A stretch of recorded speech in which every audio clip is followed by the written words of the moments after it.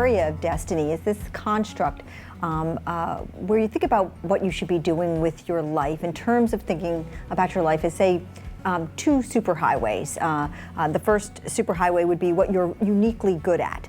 And some people are blessed and they're good at a lot of things, and some people know right away they're only good at one thing. And but you have a process in your life where you think about, what am I really uniquely good at, better than most people at? And it could be something quite technical, like, math with 3 variables, or I have a relative who, what she's uniquely good at is making strangers feel welcome. I mean, you have a gift, so there's that, what you're uniquely good at.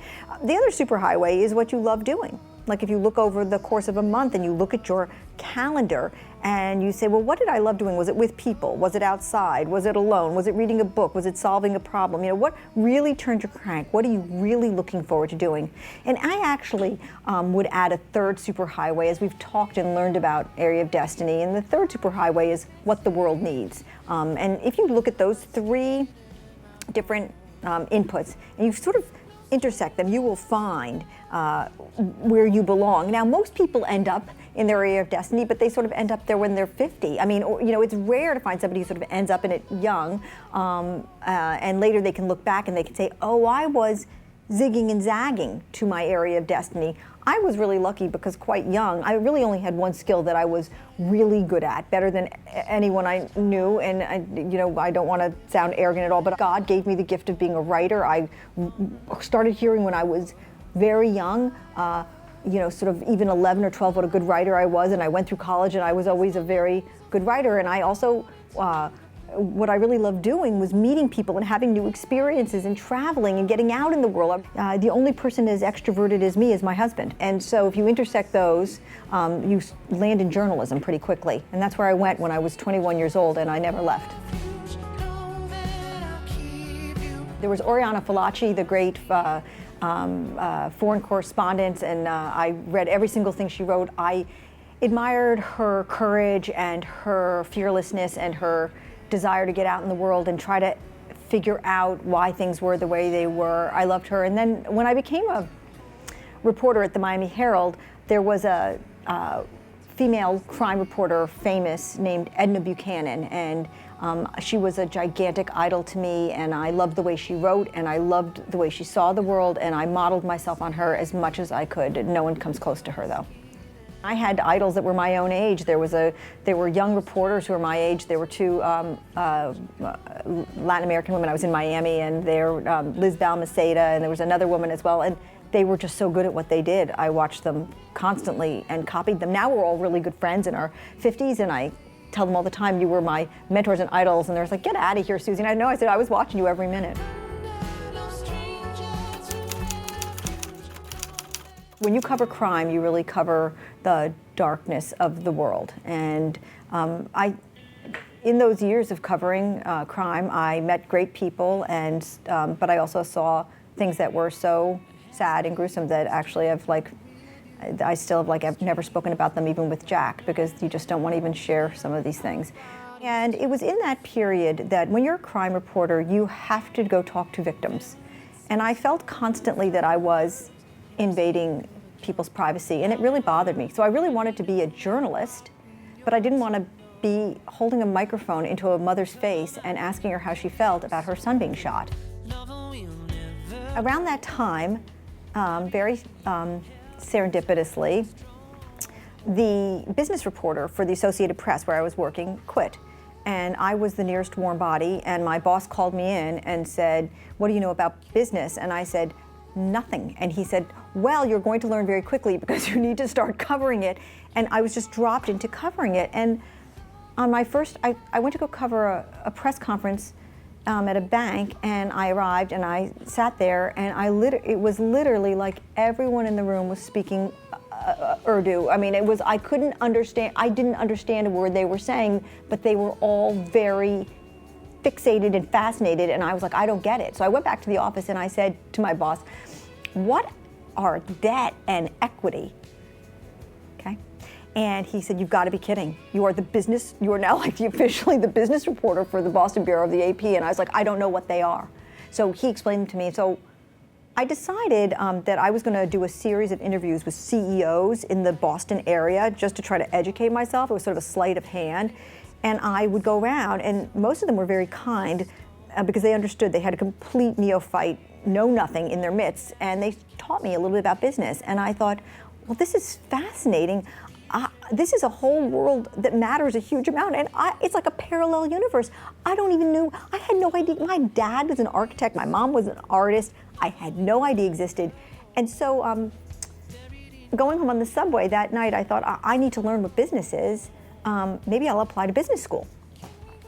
And on a lark, I applied to Harvard Business School. And in a moment of dementia, they let me in, and I went. And then it was at business school, I discovered this whole, it was truly like landing on a planet, another planet, and just looking around saying like, well, this is the planet I should have been born on, right? This is my birth planet. And then it was obvious to combine them. I think the first few times you encounter just the darkness of how people can behave, you just feel sick and you're shocked. And but when I moved to Miami, it was 1981, and there were 2 sets of massive riots where the city was burning to the ground, and then there was a gigantic boat lift where Fidel Castro opened up his jails and he let all the prisoners land in Miami. And he said, you know, they called it the Freedom Flotilla until these people arrived and we found out they were all criminals. But this unleashed this gigantic crime spree in Miami that lasted about 3 years until most of them then were either killed or re-jailed. So you don't get over it. You just become really changed. And in fact, after I was doing it for a few years, I remember my mom came to visit me in Miami, and we went to a restaurant, and as we got out of the car and I was talking to her and we were walking towards the restaurant and I was chatting away, and as we approached the restaurant, I could hear the sirens, and then I looked down on the pavement in front of the entrance to the restaurant, and there was a guy with a knife in his neck and he was bleeding out and he was dead, and I knew the police were coming, and I stepped over him to go into the restaurant, and my mother, who was the person I used to be, was like literally paralyzed. And I said, Mom, come on, come on, come on. And she was like, couldn't even, I mean, it's one of the most seminal experiences of my life. And I looked over this man's body to my mom, and I saw my old self. I saw the person I once was. I had just changed as a person.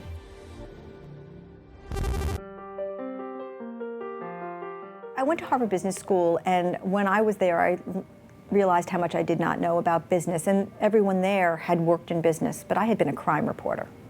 And so 2 things happened in business school. One was I discovered the first year that I was pretty good at it, and so I got very good grades, and so I was heavily recruited for summer internships. And I ended up going to Bain&Co as a consultant. I just couldn't believe how much I was being paid. And I was paying for business school out of my own pocket, and this was unbelievable to be paid this much money. It was stunning to me. And then they liked me, and I liked them, and they looked at my grades, and they said, you know, if you keep this up, and you're a Baker Scholar, which is this honor that you get at the business school, we'll pay for your business school if you come work for us. And it was beyond my wildest dreams that somebody would relieve all my debt. And I loved working there. And I was learning, it was sort of a continuation of business school. So what happened was, I did end up being a Baker Scholar. They did end up hiring me. I did end up having my debt relieved, and I graduated from business school, and there I was working as a consultant. I mean, the world between being a crime reporter in Miami and being a high-paid management consultant, it was, you know, I couldn't even actually talk to people about my life before I went to business school because they couldn't believe it. I loved Bain, and I loved my clients, and I was learning a lot, and I seemed to have some aptitude for it. So I did that for about 7 years. And in those 7 years, I was also having my children. I had 4 children in that period, and the travel was getting very daunting. Life was going along, and it was hard, and I didn't think anything was going to change. But on a flight home from a client in Ohio, I was walking down the center aisle of the plane, and I looked, and I saw an old friend from business school, and she looked at me and she went like this. And it was an open seating, and I sat down next to her, and she recruited me to come to, she was at the Harvard Business Review, and she said, we need you because you understand business and you can write. So I said, I can't leave Bain. I have a big mortgage, and they've been very good to me. And she said, just come for an interview. So I went for the interview, and I liked it pretty well, but it wasn't, I was not sure I wanted to leave Bain. I'd invested a lot of time and energy there. I had good friends. But then during the interview, the editor-in-chief and I were chatting, and I said to her, how much travel is with this job? And she thought that I liked travel because I'd been a consultant. And so she said to me, unfortunately, not very much. And I said, I'll take it. I mean, just right there, I said, I'll take it. I just knew I had to. I thought this job is good enough. It uses some of my skills, and I can continue to work full-time, which I was very committed to doing, working full-time, but I wouldn't have to travel. And so I took it. And then I began my journey at the Harvard Business Review and ended up to be successful. I was not very good at it because I had been my whole life a writer and a contributor, and I had sort of missed that step where I thought about myself as a leader. So I led with my heart, and I led with a lot of emotion, and I built I had to change the magazine a lot, and I built what I thought was a really great team, but I did not give enough thought to being a leader. I just led sort of blindly. The thing I came to see later is that I was a leader in a nonprofit setting. And so the things I wanted to do, I couldn't do. So I had really great employees, and I wanted to reward them in an outsized way. And I had terrible employees who I wanted to fire, and I couldn't. And so I was a for-profit girl in a not-for-profit straitjacket, and it caused a lot of problems. So I had like a very, very good employee, and I felt he strongly needed a bonus. And so in frustration, I paid him out of my own pocket, and I got into a lot of trouble for that, even though it was just a gesture of appreciation, because I was making so much more than he was, and I just paid him because I thought the company should and they wouldn't, and that was not a good move, but I just was frustrated. And then I had a terrible bottom 1%, and I sat him down and I said to him, you're just not good enough and things have to improve. And I did it without somebody from HR in the room, and I almost got fired for that. So I mean, if I had been working for Jack, if I had known Jack at the time and I'd been working for him, I would have been promoted, but I got in a lot of trouble as a leader right at the beginning. It was hard. I had 4 young children. I was divorced at the time. I was a single mom. So I didn't have the complexity of having to manage a marriage, believe it or not. Okay, so it was somewhat simpler because I was married to my children, and I had a very, very good nanny. I mean, I had a great nanny. And when you have 4 children under the age of 8 and a full-time job with 60 people reporting to you, and you just go day by day. Very fortunately, when I was at Bain, a brilliant classmate of mine from Harvard Business School also came to Bain and she was a mentor and a role model to me, and she had 3 children. So we were sort of going through the same thing, but she always seemed calm and I always seemed frantic. So one day I called her in her cube and I said, I just can't stand the feelings of guilt. They're killing me. And she said, Suzy, guilt is a choice. Did you choose to work? And I said, yes. She said, are you going to work? And I said, yes. Then she said, then just choose to let go of the guilt and manage the problems. And it was brilliant, and I lived by that. And I knew I was never going to give up work. And that was the first night I went home and I said to my kids, I love my job. I love what I do. I'm never going to stop working. As a family, let's solve all the problems we have. Oh my God, I mean, I had a million failures. I had most of my failures, though, in that period were as a mom, because I was very successful at work. In those years, I missed a lot. And it was only after I got fired, it was my first day home ever as a mother during the day. In all those years of being a working person and a mom, I had never been home. And I remember my daughter came home from school at 3 and I opened the door and she said, what are you doing here? And so I had a little period of time where, before I started working with Jack again, where I was unemployed. And I was horrified by how much I had missed. So and it's not like I didn't realize it, but I missed a lot. And the great thing is that there's no end date when you're being a parent. And so those children are now all in their 20s, working adults. And my relationship I've made up for I've made up for it because I'm sort of a better parent to them as adults, so. I think that I was not a natural parent. If you could go back in time and there was more of a discussion about whether everyone should be a mother, I maybe wouldn't have had children because I was a person who was so career focused. But when I was having my kids, women had children, and so I had them. I don't see a baby on the street and go goo goo goo. I just don't do that. I'm not looking forward to grandchildren.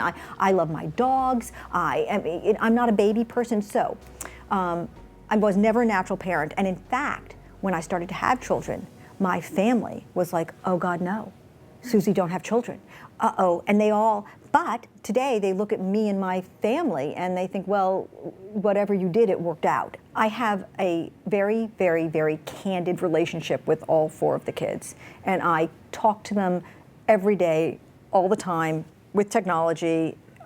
And we're close friends. Like, I think 3 out of the 4 would say I am their best friend. And the oldest one wouldn't say it because he's really very serious with a girl and a long-time relationship. And I think she's his best friend, and she should be. One thing I said to my kids a lot was, I'm happy. I want you to know how happy I am. I'm a happy person. And I think the greatest gift you can give your kids is your happiness, because they feel, if you're a sad mom, they're devastated. And if they feel your emotions, they live your emotions. And I thought I want them to know I'm happy.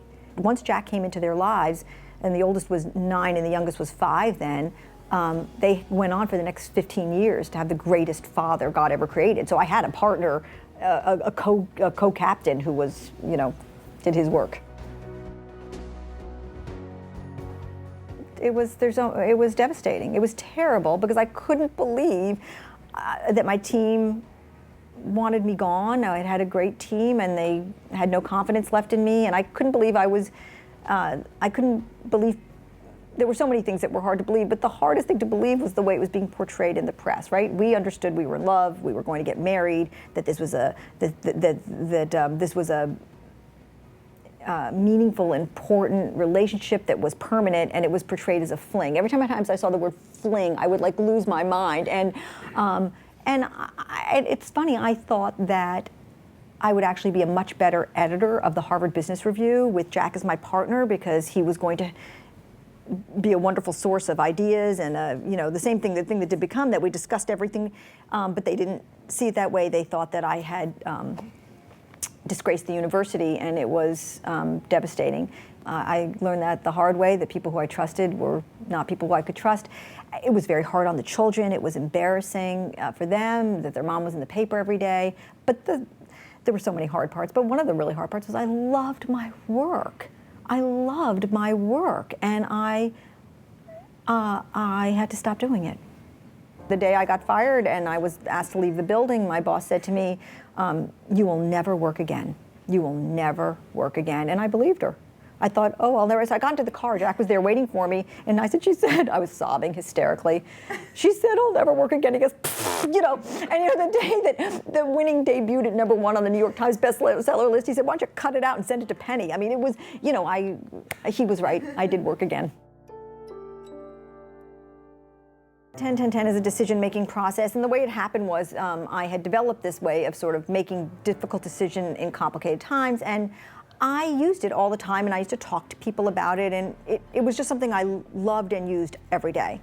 And then after I got fired from HBR, my first job was that Oprah's magazine called me, and I went in and I was hired by them to write a column, and I used to pitch story ideas to O about work life, all sorts of work life and career type issues. And one time, offhandedly, I said to my editor, one day I should tell you about this idea 10-10-10. And she said, tell me now. And I told her, and I ended up writing a piece for the Oprah magazine about this idea 10-10-10. And it ignited a huge amount of interest. And then I was approached by publishers, and so then I wrote the book, and it got a lot more widespread attention, and I was able to have a wonderful book tour. And so 10-10-10 started as my little life tool that I developed just to manage 4 kids and a full-time job, and it ended up taking on a life of its own thanks to the power of Oprah.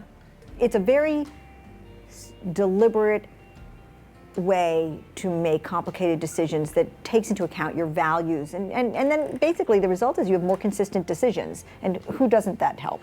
For me, I've used it so much, it's become sort of so internalized that I don't do the sort of writing down I used to do, but my children use it the way I used to. So what happens is my 26-year-old daughter will come to me and say, I'm deciding between 2 jobs, can I 10-10-10 it with you? And she and I will go through it in the process. So you can use it for big or small decisions.